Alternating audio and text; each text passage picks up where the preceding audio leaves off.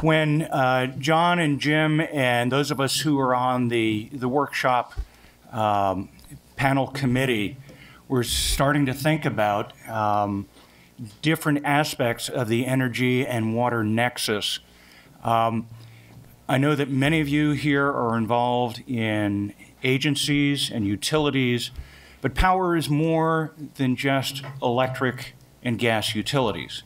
Power also involves hydrocarbons, which are controversial, admittedly, but are essential to our modern society. That's why we composed this panel the way that we did.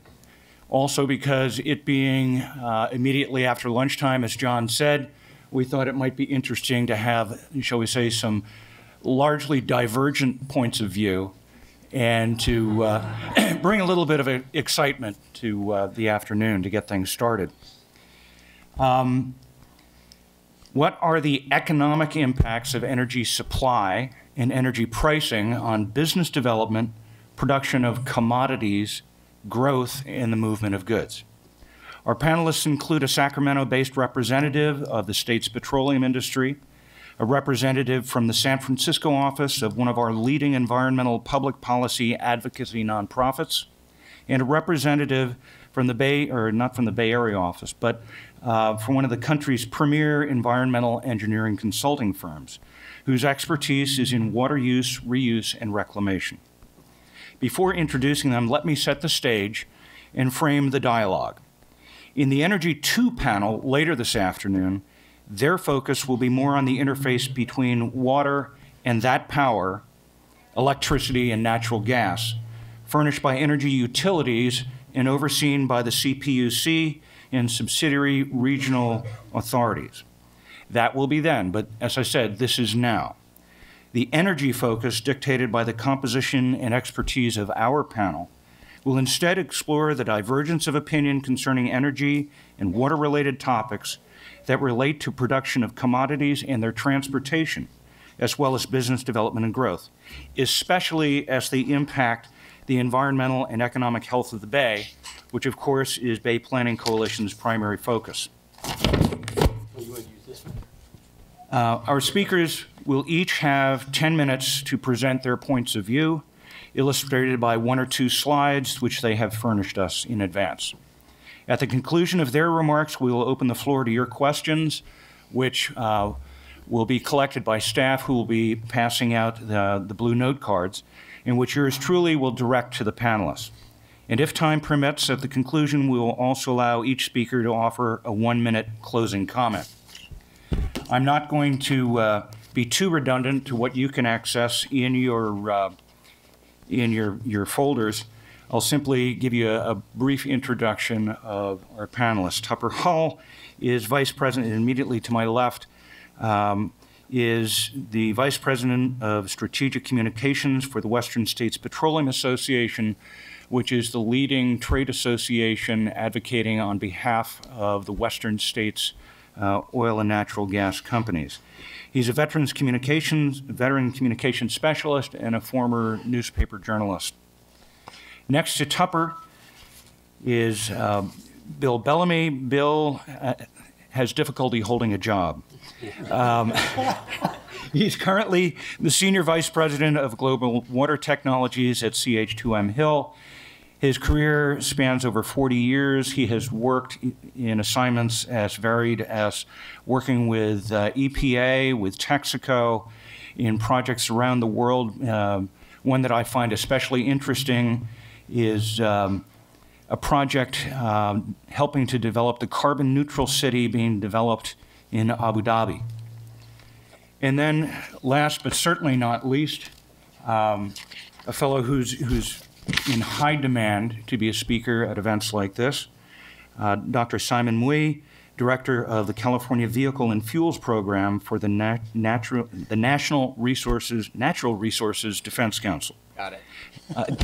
You know, I've got to stop with the decaf. Dr. Mui's work focuses obviously on clean vehicles and fuels. He is a graduate of MIT and has also served as a fellow at Harvard University's Kennedy School of Government. By prearrangement, we were going to have the presentations pretty much go down the line. So, Tupper, you're on. Thank you. Thank you, Mike. Thank you to the Bay Planning Coalition. We've worked in the past with the Bay Planning Coalition on critical infrastructure issues that impact our members, certainly here in the Bay Area, dredging issues in particular, and I've always enjoyed that relationship. At the risk of, I had the pleasure of listening to some of the prior conversations and presentations this morning, and I feel like I may be the skunk at the wedding here today, because I want to speak to you about the realities that the petroleum industry is facing in California, recognizing, as our members recognize, that we are in a transition to a low carbon future. And our members are going to be full participants in that future. What we are facing, however, today are a convergence of regulations that, while perhaps visionary in their construct, are, in our view, very problematic. And I think the subject of this panel, which is the goods movement and business development and sort of the economic vitality of a region, is very much what we believe is sort of at stake. Now, I'm sure Simon is going to share with you a contrary view, and we've had similar conversations in the past and respect the view. I mean, we frankly have met and continue to meet and dialogue with NRDC.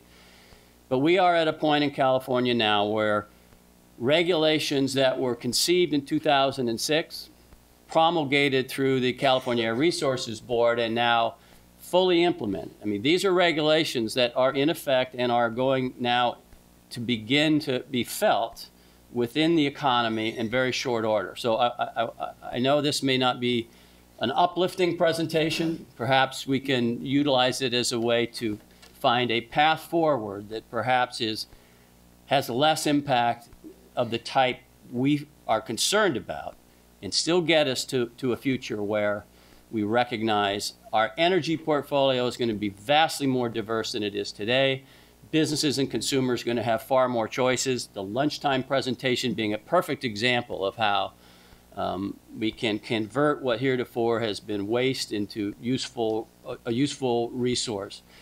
So with that, let me just mention very quickly the three regulations we're talking about. You probably have heard about them before. They are part of AB 32, adopted in 2006, as I mentioned. It is the cap and trade program as it relates to stationary sources. Major energy-intensive industries, about 300 plus in the state, are now subject to a cap and trade program. And the Air Resources Board has developed criteria for industry sectors, requiring that they buy certain allowances to cover their current emissions, their baseline emissions. Our view is, the first auction of these allowances is going to take place November 14th. This is a enormously important event for us.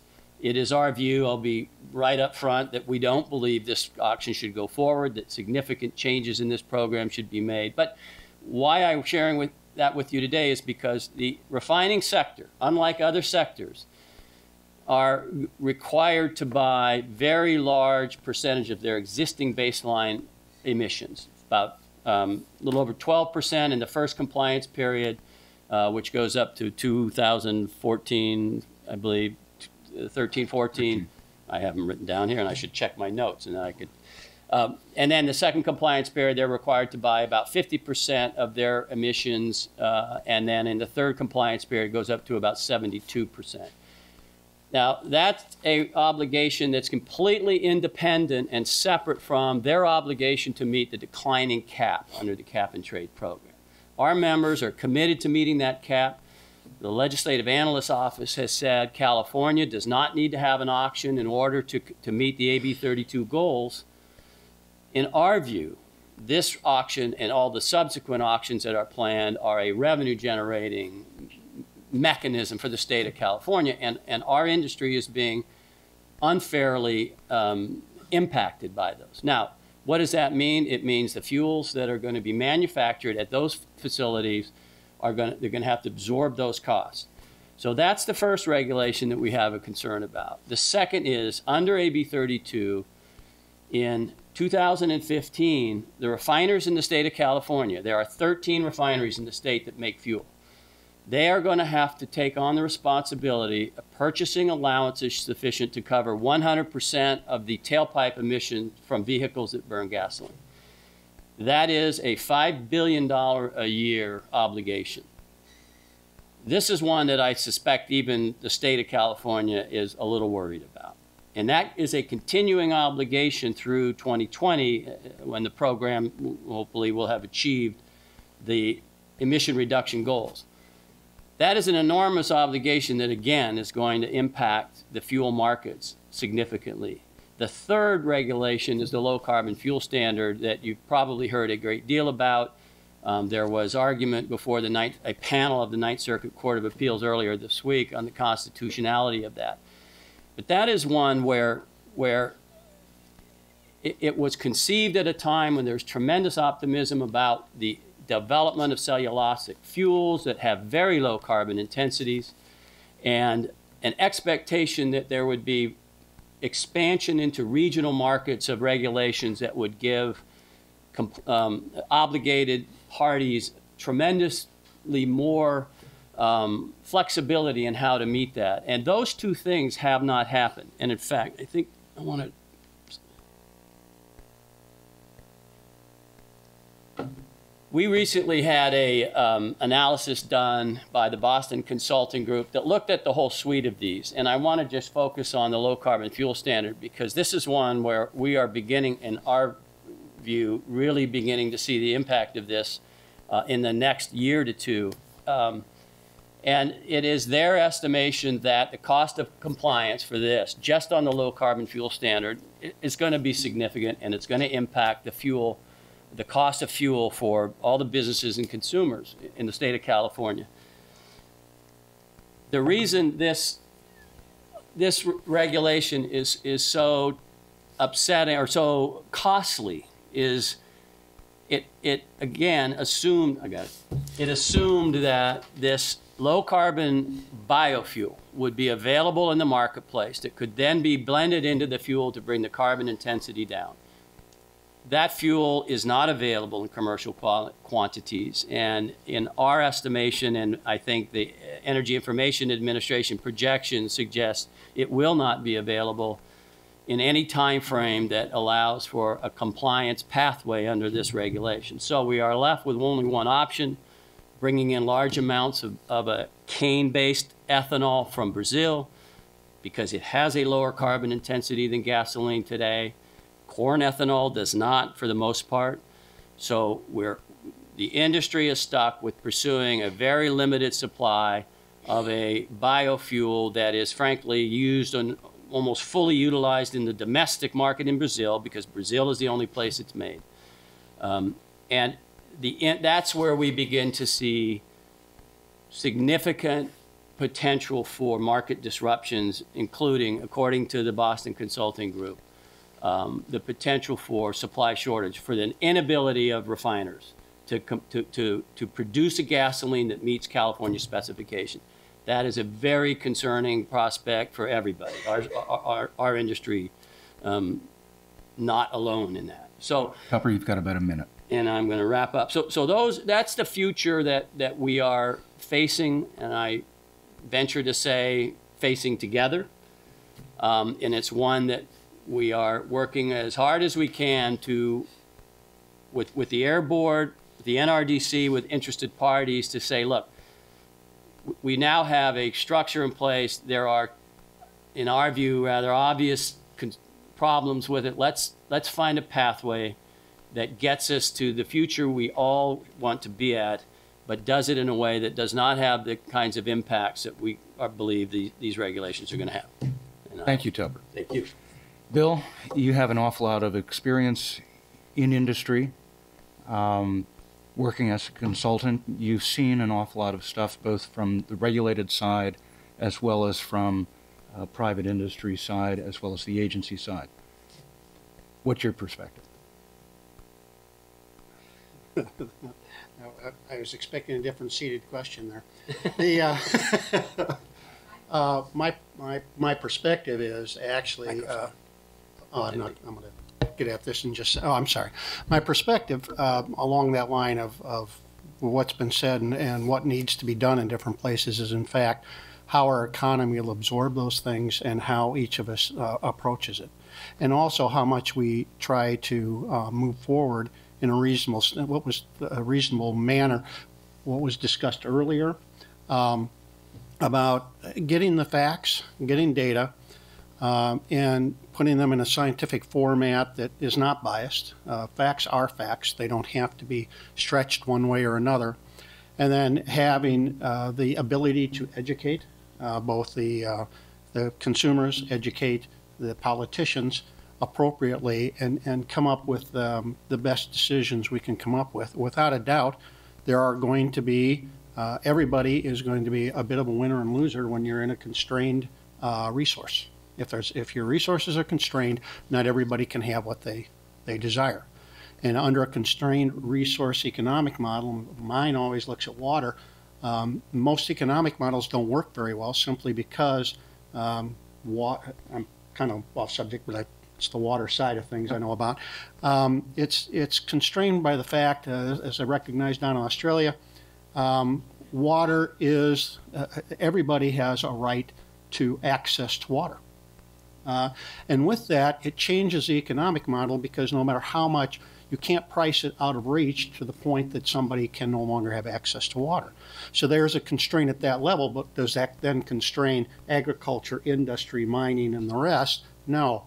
And so there's a tiered, it's very difficult to put together, so I wish I had an answer right out, but I don't. I think what it takes is a lot of working together in forums like this where we all get some facts and different viewpoints. In fact, I'm interested, I'm right between both these guys. Okay. Simon, the stage has been set. It's all yours. Sure. Well, let me first get the mic over here. Can everyone hear me, first of all? I saw some folks in the back of the room. Mike, thank you very much for the warm introduction. And this is actually my first time at the coalition, and most of our water folks usually interact, as you saw Barry Nelson earlier. But I know they've appreciated working with the Bay Planning Coalition for many years now.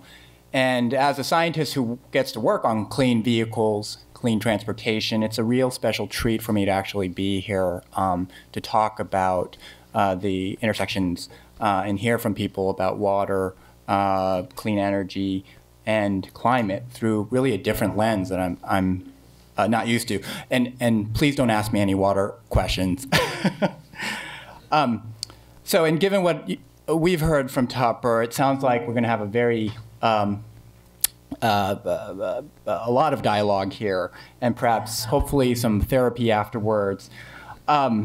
But, you know, I just want to give a perspective here. My parents, you know, immigrated from the U.S. back in the 60s, and they moved back here to moved to the peninsula, settled down in the 70s. I was very fortunate to actually be born here in the Bay Area, and I'm a native here. And I just remember, you know, my interest in technology, in innovation, the ability to innovate. When my dad saved up all his money, and instead of purchasing, you know, doing things like buying clothing, food, shelter, saved it all to buy an IBM PC personal computer. So that was the backdrop for a lot of my experiences growing up, being very close to Silicon Valley, the ability to innovate, for technology to develop. But it, also in that backdrop in the 70s, 80s, you'll remember the air quality was a little bit worse than it is now. Smog was a big issue. And I still remember being in the neighborhoods, and we would run around the yard, and my brother would just, you know, do that for a little bit and stop, and he'd be hit with asthma, and he'd be under an attack. And I'd have to run over back home to get my mom to get the inhaler. So that left a big impression on me. And I didn't really know or understand why. But today, you know, as a scientist, We understand why. We understand that the combustion of gasoline creates smog-forming pollutants that impact asthma rates and cause other respiratory illnesses. We also know that clean air standard throughout the country, and particularly driven by California, have largely reduced those emissions from the tailpipe. Now, 98% cleaner than those vehicles back then. And our economy has not suffered from these types of standards, these types of innovations being developed. In fact, it's been just the opposite. Significant reduced healthcare costs, significant benefits shown time and time again. And I just raise that because I remember, if you look back at the 70s and 80s, the automakers in the 90s, the claims were that this would break the auto industry. The technology couldn't be developed, wasn't available.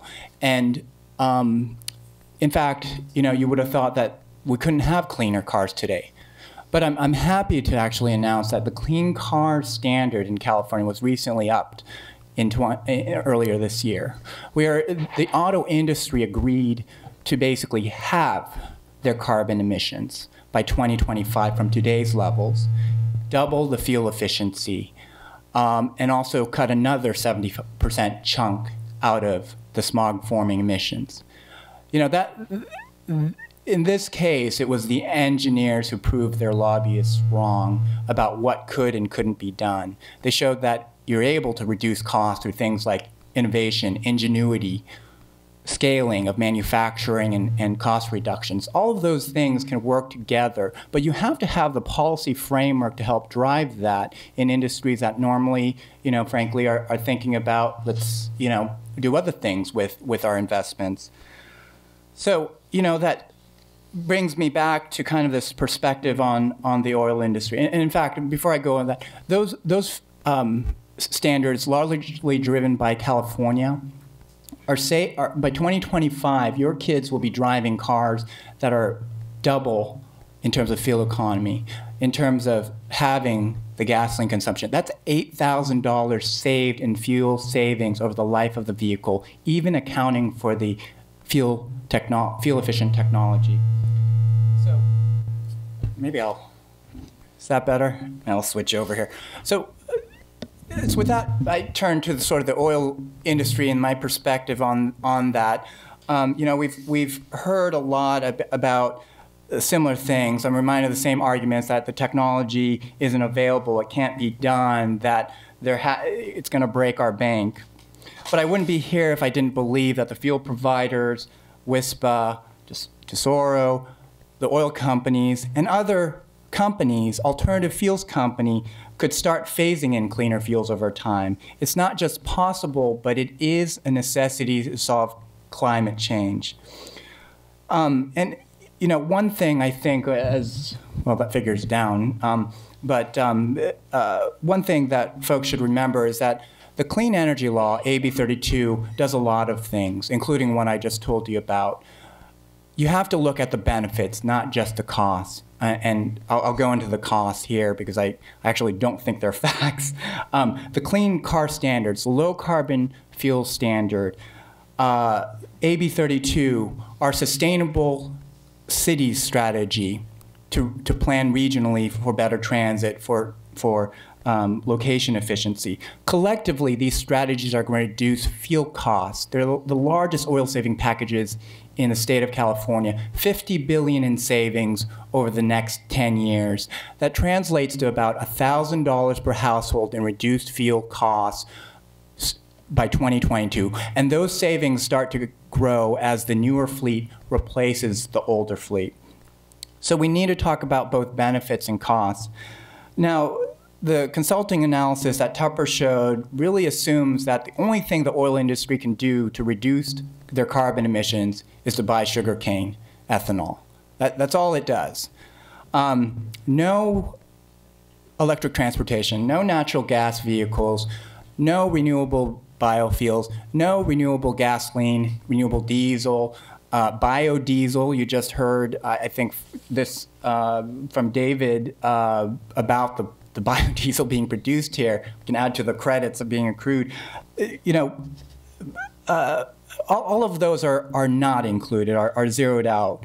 But it also ignores any reduction opportunities, reduction innovations on the gasoline and diesel production side as well. Producing crude oil emits a lot of emissions. Simon, you've got 2 minutes. Okay, thanks. Refining produces a lot of emissions. There are opportunities there, and we've talked to many companies, many industries who are looking and creating those reductions now, today, and looking to contribute more over time. But what is needed, right, is the regulatory certainty and stability. It doesn't help that every year it's being challenged every year by the oil industry since its inception. So, you know, I'll just add that those numbers, $1 to $3, they just don't jive with me as an engineer, as a scientist, because, you know, I actually look into these numbers. And to reach those types of cost increases, the study needs to assume that compliance, that the cost of reductions are thousands of dollars per metric ton reduced. And that's, you know, currently that would mean that these alternative fuel companies would be coming to your door saying, Mr. Smith, I'd like to give you this product for free. And by the way, I'm going to give you $30 a gallon. The utilities are going to be knocking at your door, giving you free electricity. They don't add up. The math doesn't add up. They don't make sense. But I'd just like to conclude that this is a conversation. We do need to have the facts on the table and discussed openly in a manner, and to be able to talk not just with companies that have to comply, but also the technology providers that are helping to comply. And I'd like to see the oil companies of today really become the clean fuel providers of tomorrow, honestly. So let's continue that dialogue. Thank you, Simon. Thank you. Before we go to your questions, and we've got a number of them here, I'd like to give Bill a little bit more added time to provide some perspective, because I think he was a little reticent at the beginning. Bill? Is this working? Am I pushing the wrong thing? That's Oh, off. you turned it off. Yeah, there we go. All right. Just a little bit about the water and the interrelationship to our both energy and other resources that we have. When we start out, before there's any constraints, nature's at its competitive best. Okay, and as we start moving forward, we've been an agrarian society, so agriculture is the first thing we saw, and combined with agriculture, then comes cities. They need goods and they need outlet for their goods, and as well as agriculture, mining, those types of industry also needs goods and services themselves. As that develops, we saw wastewater treatment plants, we have water treatment plants, we have more urban development, and then we also create power. In all of these, we have some competing needs, but not necessarily overlapping too far. But then we put in industry, and pretty soon, and as we've seen it here in Northern California, there's quite a bit of interrelationship among each one of those and how they move forward. And as they move forward, we see the interrelationship with the power, with food security, with water supply to individuals, and how important each one of those are. The issues really begin to grow when we see them overlap. And this is one of the areas where they overlap quite a bit. And geography-wise, why do they overlap here? Well, it's the demographics of the area. It's both the natural environment of what's occurred in both droughts and in floods and those types of things. And constraints begin. And like I said before, with constraint, it's very difficult to generate an economic model. And do we push out ag? Well, that wouldn't be a very wise thing. One of the biggest bread baskets in the U.S. is right here in California. So all that is necessary. Basically, what we'd be looking at then is what's inevitable. And what's inevitable is what we're talking about here, and bringing it all together and looking at it. This is causes, as said, is also standard of living besides the demographics and how that increases, and people don't want to give up their standard of living. But how do we provide a sustainable, and that's the first thing, is we can all define sustainability different. What I'd like to suggest, though, is when we talk about this, is we talk about it from a whole approach that's been suggested before, and that's actionable. Actionable is something you can measure. And without measures, it's very difficult. It's also a process. What was sustainable 50 years ago, as we heard in the wastewater, was putting sewage out after it's had the large pieces removed out into the bay or other areas. Well, that's hardly sustainable anymore. And what we're doing today in wastewater and water is not going to be sustainable, considered sustainable in the future. So in all this, it's going to be a moving target as we move forward. And what I would challenge us all to do is what we were basically talking about, and that's our roles as engineers, scientists, concerned citizens, people that work in the regulatory agencies and ourselves, to help develop the appropriate data, the science, listen to each other, take the chaff out that usually is presented by those people that have a single point of view, or they're like, well, today you've all heard about single issue voters, those types of things, and bring the whole picture in. And with that, I think in the principles of developing sustainable approaches based on the economics, the environment, and the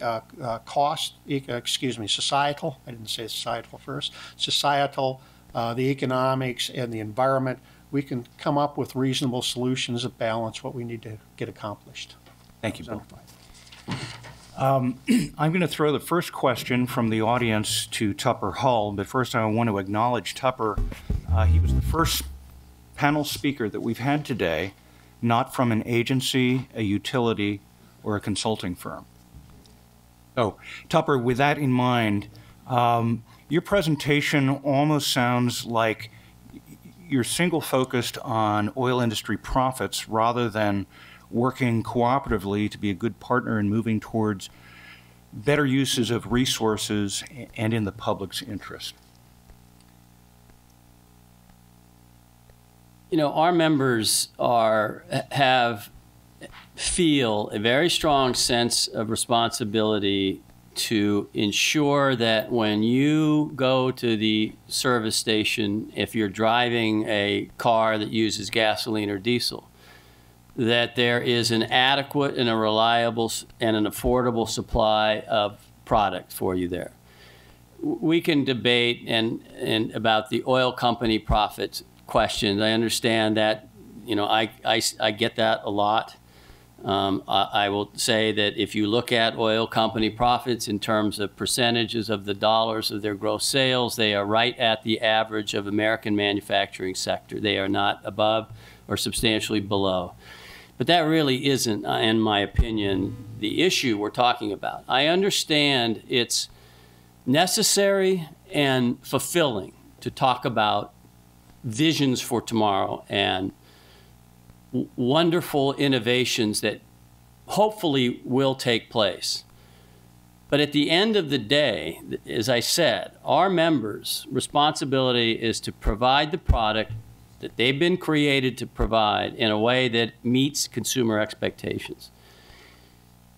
Bad things happen, as we've seen in the last couple of weeks, when those expectations are not met in the marketplace. That's the concern we have with the current regimen of regulations.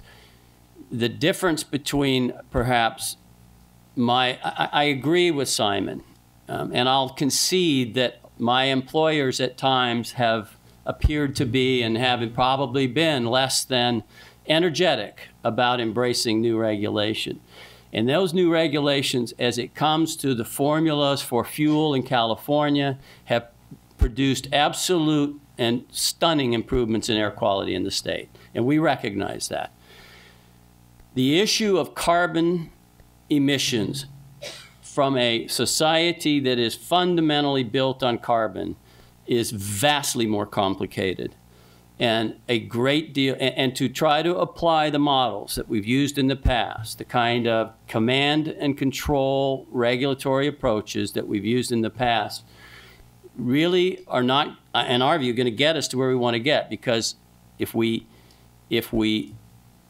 badly miss consumer expectations, there will be a reaction that's going to make it harder for all of us to meet the climate change goals that we're determined and committed to meeting.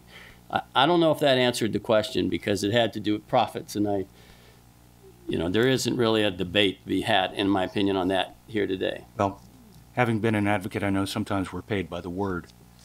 That said, Bill, how do we reconcile aspirations for securing sustainable fuel sources with the reality that you cannot legislate technological evolution? I think that it will come forward in a number of different ways. I think this is a sustainable, or you're talking about the energy component associated with this. Okay.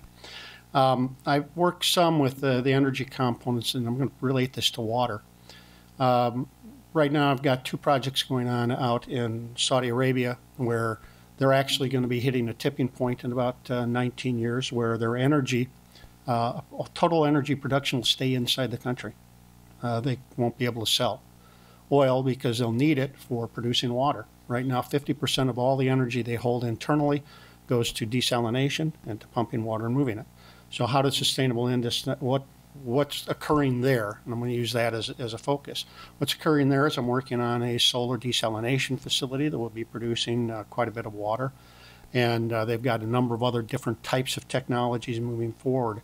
It amounts to need. The need is there now to offset for them and make their economy viable. They have to offset their use of their own power. And what they do have available is obviously the sun. They've got plenty of it. Last time I was over there was almost 40 degrees C. And so there's that, which is need. They're also in Abu Dhabi.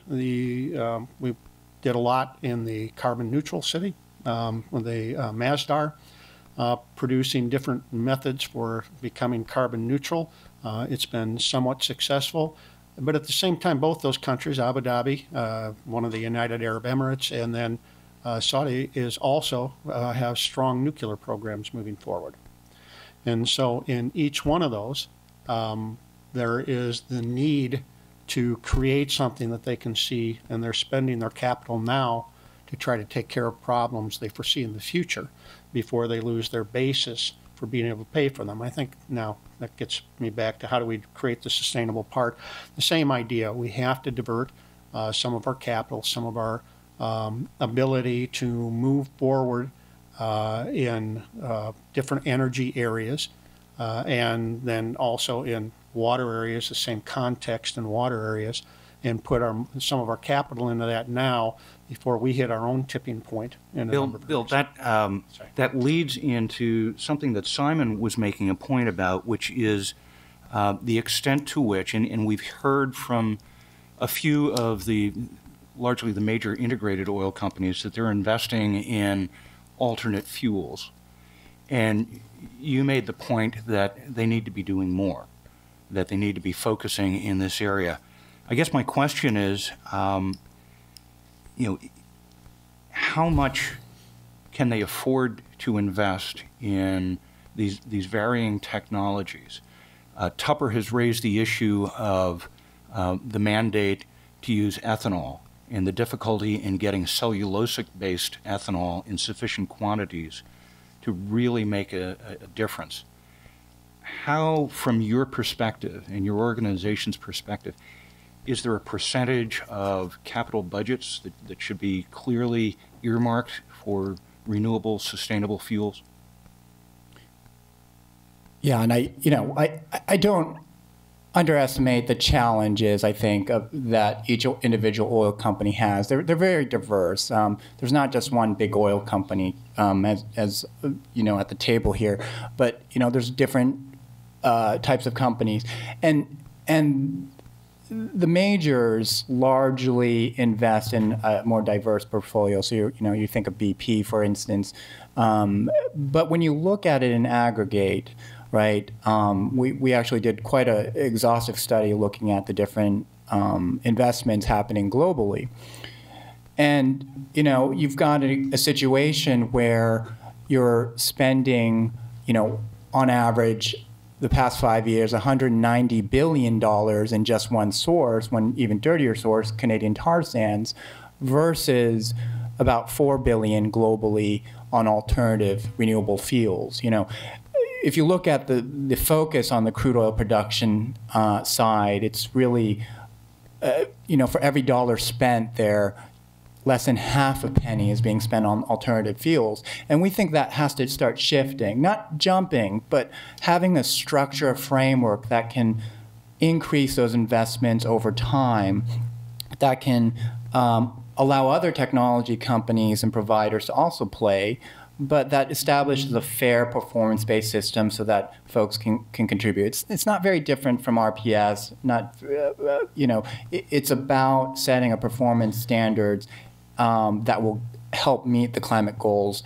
And I understand the oil industry can't do all the share of transportation, but we do have automakers cutting emissions by 30%, you know, by 2020. We do have heavy-duty truck manufacturers also cutting emissions as well. The oil industry thus far has not. The carbon intensity has actually increased. That is, as your vehicles get cleaner, the fuel pool is actually getting dirtier over time. That's happened in California, where you've actually seen an increase in the carbon intensity of our fuels. So that's eating away at all the gains, well, not all the gains, but part of the gains that the automakers are investing in. And that's a critical challenge. But we have to figure this out together, I agree. And to the extent that there are additional policy mechanisms, there are issues particularly with that can be program enhancements to the existing program that can address I think some of the concerns WISPA has to do more with like credit spike scenarios or Enron type, you know, scenarios where credits go through the roof. And those can be handled structurally, right? They can be designed for in the program itself. And those are conversations really worth having, you know, to the extent that oil companies are willing to do so. Tupper, you mentioned the decline in the number of refineries here in the state of California. And certainly, I think that you would make the argument that that's been dictated by economics to a certain extent, by regulatory costs to another. But what does the regulatory environment look like from your perspective that would be fair to oil producers and refiners while simultaneously enhancing the environment and sustaining economic health in the state of California? Well, a couple of things. For example, a low carbon fuel standard, for example, that, and these are not official positions of the Western States Petroleum Association. We have very elaborate mechanisms for companies to come to consensus opinions. But for example, a low carbon fuel standard that was in fact keyed to the availability of the fuels, the biofuels, and the other tools necessary to comply with that standard would be an alternative approach. You know, we've talked about energy efficiency as a mechanism for reducing carbon emissions. The state of California has a policy that discourages petroleum use. The Air Board rejected diesel increasing use of diesel fuel is a transition fuel to a lower carbon future because it didn't want to encourage additional diesel fuel. While diesel fuel is in fact incredibly more efficient, you get great greenhouse gas emissions. So there's a pathway to to environmental improvements that provide more flexibility with the available technology to get there. And the third one is a cap and trade program, a genuinely market-driven program that allow companies the broadest possible flexibility to go out and find offsets of carbon emissions around the world that are genuine and they address the global problem, not limit them geographically or limit them in terms of, I think right now we're limited to 15% or something, or 8%, I guess, excuse me. So again, and you know, in our view, these are largely politically driven constraints on a program that at its core, I think our members recognize as having great merit. It's been structured in a way that so constrains the ability to be successful that we're faced with this situation. And I have the unfortunate job of sitting here in front of you and sounding like the guy who is just saying no. When in reality, I think we really would like to see some of these programs structured in a way that provide a realistic opportunity for success in a time frame that is realistic. Bill, you were here for some of the earlier panels, and there was a lot of focus on the mix of demands on water resources. How will the majority of water needs be met for energy production? First of all, there's the amount of water that's actually consumed in, and I'm going to just stick with the thermoelectric, is around 3% of the water use. You see these figures all the time that show a great big swath of how much is withdrawn, and it's a misperception. So it's fairly low. And I'll give you, I think what we're going to have to do is we're going to start paying a bit more for our energy. For example, in Boston area, they put in about a 650 megawatt combined cycle plant, and it's all air cooled. And it's right there on in the harbor. And when asked why the utility did it that way, they just weren't willing to go to the environmental regs, withdrawal regs, and all that. And they took about a 3% energy hit to go to air cooling for everything rather than going to water cooling. So in some place like Las Vegas, we're putting helping with the solar, concentrated solar. It's almost a 15% hit because it's that much hotter during the summer. So as we move towards less and less water, what we have to do is develop better technologies for producing the energy with less water, which we can do, and even bring that 3% down further because the majority of the consumption of that 3% is actually in evaporation through cooling. I'm going to give each speaker 1 minute to sum up what their perspectives have been, and I'll start with Simon. AB 32 program is a first in the country. It was enacted in 2006, and a lot of the things I think that Tupper has mentioned, the concerns, it's gone through about a 6-year process now. It's being implemented. I think the last phase is really this auction, the auction. We'd be the first to say that if there are program enhancements, if there's improvements that can be made and problems identified, well, let's talk about those and let's move forward to build. Because at the end of the day, it's about creating a strong framework and achieving emission reductions. At the same time, we can't have a situation where, the oil industry says they support AB 32 standards, but at the same time is launching, honestly, a full-scale assault on it in the media, in the press, through the governor's office, in the legislature. The two doesn't, you can't simultaneously say you support something and be out to stop it. And we've seen that with the LCFS, with litigation, with attacks as well. And to ask folks to come to the table, it has to be an honest discussion, and it has to be in a framework where we all are working towards achieving carbon emission reductions. Okay. Bill? I think main thing is a holistic approach to how we look at our water and energy. The word nexus I kind of get away from sometimes, a little overused. But what we really need to look at there are regulations. Number one, they're diverse, they're stovepiped, they don't support drinking water, wastewater, and carbon emissions in a reasonable fashion.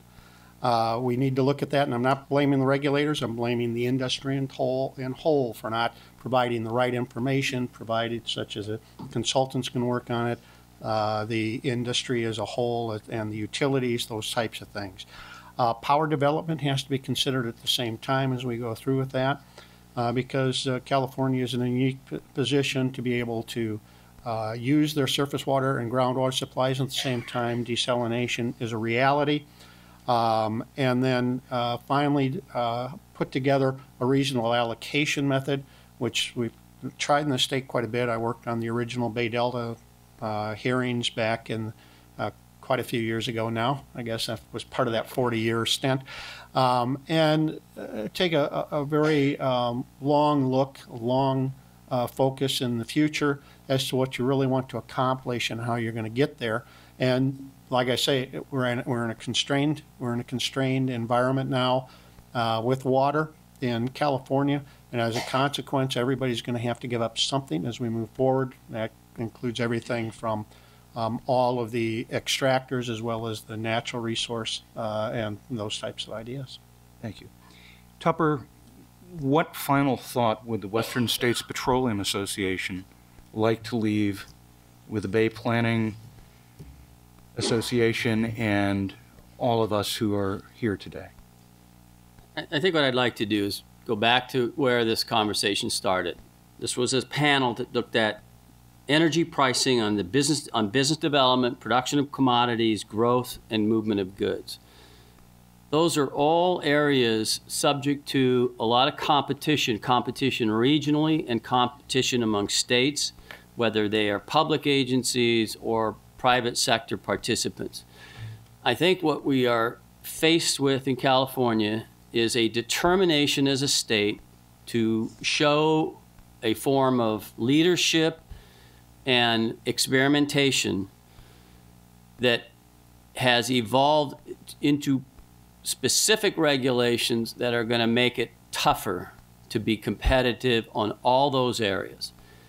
And so whether it's fuel production or any other industrial, in particular industrial enterprise or activity, we need to come to terms with how, as a single state, when the other surrounding states and the national government have elected not to pursue comparable policies, how we implement these regulations in ways that don't put an unfair burden on this state and make it more uncompetitive than it already is.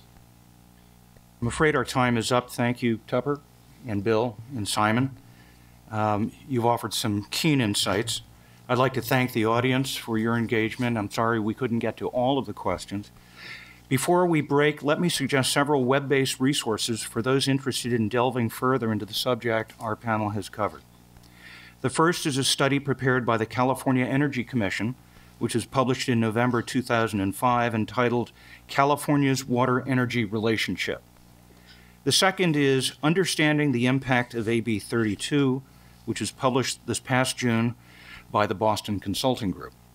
And the third is an excellent presentation prepared by KQED's Climate Watch news team, entitled The Great Water Power Wake-Up Call. Thank you. Enjoy the break. Our next panel begins at 2:20. John? Thank you.